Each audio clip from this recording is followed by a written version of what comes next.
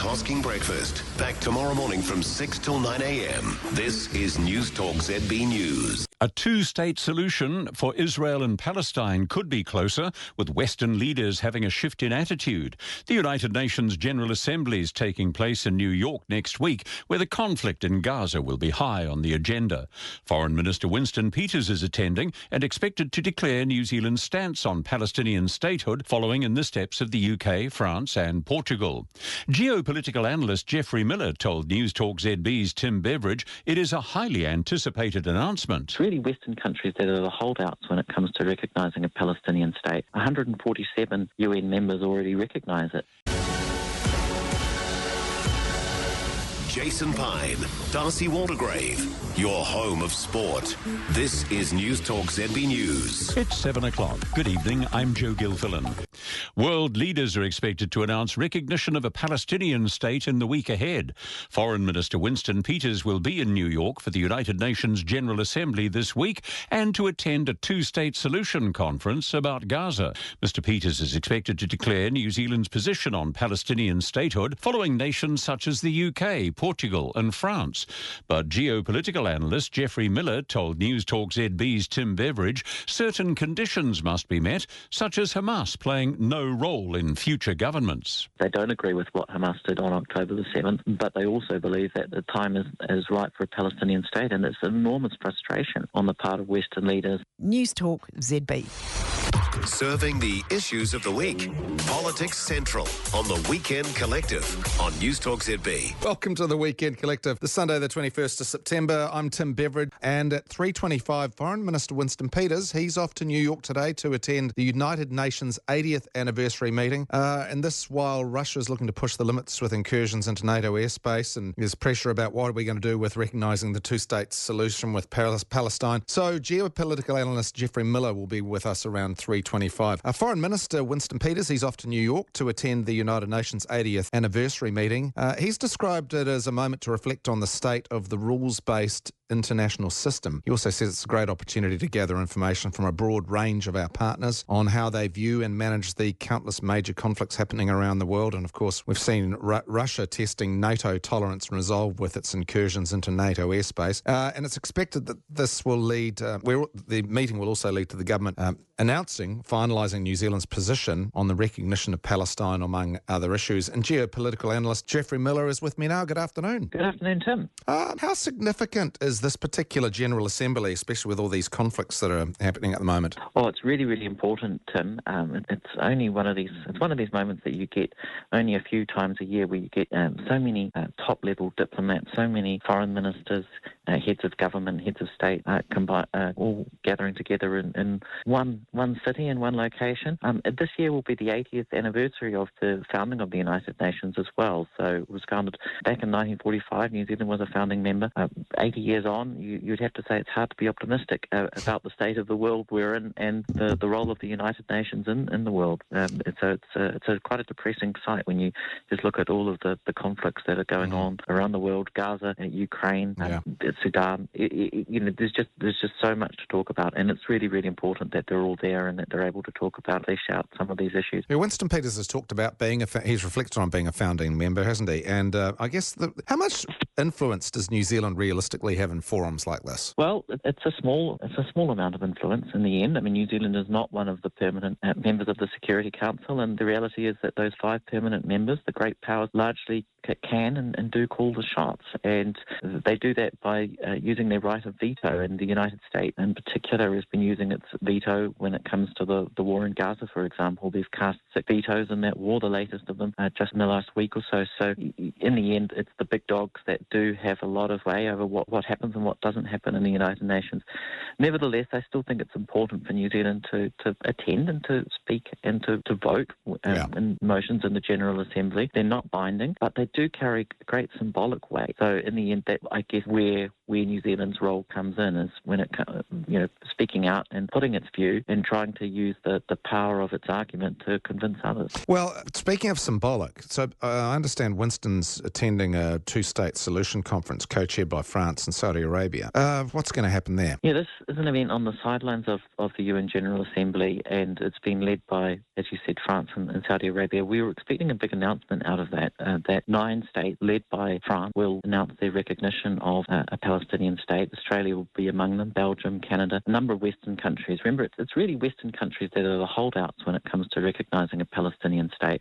147 UN members already recognise it. So we're kind of outliers in a way, Western states. So, and the United Kingdom is meant to make a separate announcement that meant to be coming up overnight. In New Zealand time, Sir Keir Starmer is meant to be announcing the United Kingdom's recognition of a Palestinian state. So we're waiting to see what New Zealand's position is, and this is the thing, Tim. We were expecting the big reveal, really, this week, what New Zealand's position is going to be on the Palestinian state, and it will be really, really interesting to see what Winston Peters comes out with, because he's been holding his card very closely to his chest. He certainly has. Few weeks. Because I saw a poll in the UK, and it's important to get the nuance around this right, that 90% of people polled and opposed recognising Palestine without conditions. So that's the thing. Is that what the nuance is? Because maybe we don't want to recognise Palestine as a state if Hamas is the government, indeed, all that stuff. What do you reckon? Indeed, and it does seem to be coming down to that. And I think the general consensus is that the recognition of a Palestinian state comes with a condition that Hamas plays no role in the future government. Of course, that's easier said than done, isn't it? How do you actually enact that? But I think that is a bottom line that most Western states would agree with. They don't agree with what Hamas did on October the 7th, but they also believe that the time is right for a Palestinian state, and it's enormous frustration on the part of Western leaders, the likes of Sir Keir Starmer. He put conditions back in July. He said he was planning to recognise a Palestinian state and he gave a series of conditions, namely that Israel would allow aid in and would commit to working towards a two-state solution, and that there would be a ceasefire. Well, none of those have eventuated, and that explains why Sir Keir Starmer is going to come out tonight and recognise a Palestinian state. Is he doing it without condition? There will be conditions. I think everyone is putting some form of conditions on it in the end, but it's just, exactly how the wording comes out. We're going to have to wait and see. I don't think any will come out with a sort of no questions asked recognition, because I think they will be aware that will be unpalatable to their voters. But I think it will be still a very strong voice of support and a strong recognition of a Palestinian state. In some ways, it is a binary thing, isn't it? Whether you recognise a state or not, you can try and put some conditions and riders on it, but in the end, you're still going to be recognising it if you want to have that position. Well, I guess the other thing is it purely a moral, sort of ethical question for us and other countries, or for New Zealand specifically, and for Winston Peters? Are there other geopolitical and trade sort of implications for us that we're mindful of with our stance on this? It's a cynical old world, isn't it? Indeed. Look, I think Winston Peters is genuinely conflicted on all of this. I think morally he does see the war in Gaza as an abomination. He's called it an utter catastrophe. He's spoken quite strongly about the situation in Gaza. But at the same time, Winston Peters wants New Zealand to be much closer with the United States. And the United States is Israel's biggest backer in this war. And the US is really promising all kinds of repercussions to states that are planning to recognise a Palestinian state. There was a group of Republican congressmen, for example, and congressmen and congresswomen who've come out and promised punitive measures on Australia if Australia goes ahead with its plan to recognise a Palestinian state. So I think that's where Peters sits. He feels a bit uncomfortable. He would like to recognise a Palestinian state, I think, but he also is aware of the backlash from the United States, and that's his other big plan. He sees the United States and Pacific partners working together to combat China's influence, and recognising a Palestinian state could drive a wedge between Wellington and Washington. So, I think some of these factors are all coming into play. And then you get the domestic considerations in New Zealand and the coalition. What does David Seymour, what does he think about the recognition of a Palestinian state? You would assume that he's not really supportive of it. So I don't know how you work this all out. Well, I was wondering if Winston's going to do what Winston's going to do. Well, look, the position that they've worked out in the end is that Winston Peters is going to go to New York and listen, and then they'll make a final decision. I think really what they're doing is waiting to see what others do, because if there's a real wave of Western state recognising a Palestinian state, New Zealand won't want to be left behind. So lots of conversations behind the scenes then? Yeah, look, all the sideline conversations, absolutely. but I think it's also just waiting and seeing just how things unfold this week. And if we're going to have 10 states, as it seems, over the next 48 hours, coming out and recognising a Palestinian state, if the UK, Australia, some of New Zealand's closest friends are recognising a Palestinian state, how tenable is it for New Zealand to be left behind? So I think it's in a way advanced strategy. It's a fast follower strategy, perhaps, rather than a leading strategy. I mean, some might say that's disappointing, given New Zealand likes itself as more of a leader with the independent foreign policy on these matters. But maybe there are some arguments in favour of just waiting and seeing, and then you've also got safety in numbers to a degree. If New Zealand then slides in behind all of these other bigger states, perhaps New Zealand escaped some of the opprobrium coming out of Washington from its allies.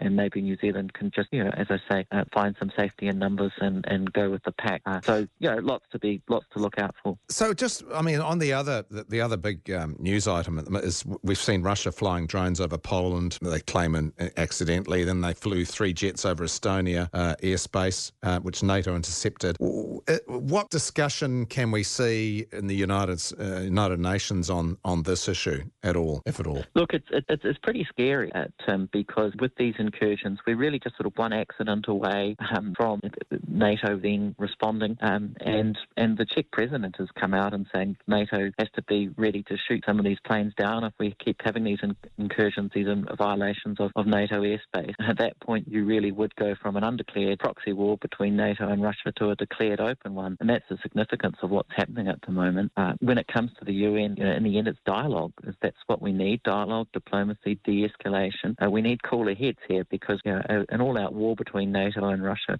would be, would just make a bad situation that we've got right now with the war in Ukraine 1,000 times worse. And if you look at New Zealand, New Zealand's a partner country of NATO. New Zealand will be called on to respond as well. So some of what you're looking at is quite scary, and what could potentially happen. So in the end, that's why cooler heads need to prevail, and all of these sideline conversations will help with that. And Volodymyr Zelensky is meant to meet Donald Trump on the sidelines, and that's just one of the big meetings that we'll see. Well, actually, I was wondering how much whether King Charles had a word in Trump's ear when he was over there. But I've often cynically said that, while the United Nations may not be as effective as we'd like, it's still better to have us have the ability to talk to each other and say how much we hate each other, rather than lobbing missiles over each other's borders. Do you think that the United Nations can actually play a significant role in de-escalating the sort of tensions that it seems that Putin's happy to push right now? Well, look, in the end, the UN is a forum for dialogue, and that's what we need right now. We need dialogue and diplomacy, because what is the alternative? As you say, the alternative really is war. So the UN is not perfect, and there's a lot of frustration on the part of countries like New Zealand at the UN's supposed impotence. But in the end, the UN really is kind of the sum of its members, and if the big powers, the great powers, don't want something to happen, as I said earlier, they just think they need to use their veto, and those 5 permanent members of the UN Security Council have an awful lot of power with that veto. And that was the compromise at the end of World War II, when the UN was established in 1945, that the great powers, the victors from World War II, each got a right of veto, and that was the only reason that they agreed the UN being established in the first place. So, look, the UN isn't perfect, but it is better than nothing. Is there, just lastly, is there any sort of standard by which Winston Peters will be looking to judge his attendance as a success? Well, there are lots of metrics in the end. I think this week will really all be about Gaza in the end, and about the recognition of a Palestinian state. So Winston Peters' words in Washington will be around the world, but particularly here in New Zealand, because we simply don't know where he's going to land on that issue. But, there are other metrics as well, aren't there? I mean, how many hands does he shake? Which leaders does he meet? Which foreign ministers does he have a chat with? In the end, we won't know exactly what is discussed. Some of those meetings we can only judge by those images that come out, and the number of meetings that we get told about. But it is important. And Winston Peters is a very experienced foreign minister. I think we sometimes forget that, but he's now been foreign minister, 3 times? He knows the ropes, and he knows what to do, and he does acquit himself, I think, well in these forums. So I think all New Zealanders, regardless of your political views, we should be hoping that Winston Peters does the best job he can this week, because it's a pretty important moment for the world and for New Zealand. Yeah, good stuff. Hey, Jeffrey, I really appreciate your time and your insights this afternoon. Thanks so much. Enjoy the rest of your day. Thanks, Tim. There we go. That's Jeffrey Miller, geopolitical analyst.